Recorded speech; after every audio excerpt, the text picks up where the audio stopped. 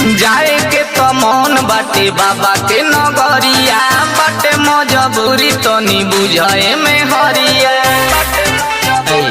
सुनत जाए के तो मन बाटे बाबा के नगरिया, बाटे मजबूरी तो नी बुझाए में हरिया।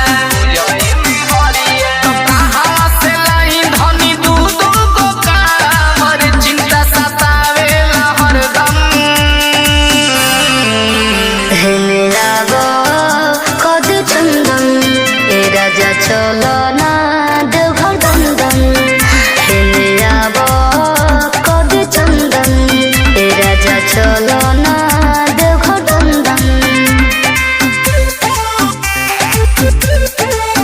हेले आबो कभी चंदन ए राजा चलो ना देवघर दंदन। हर साल सही तो करेला बहाना, अब की ना हमारा के करो सैया माना। असो भराए हो धनी मन के मना लो, गावही के शिवजी बजलवा चढ़ालो। अरे भांग धतूरे बेल पाता चढ़ई हर रखिए ध्यान बाबा हरदम। हेले आबो कभी चंदन ए राजा चलो ना देव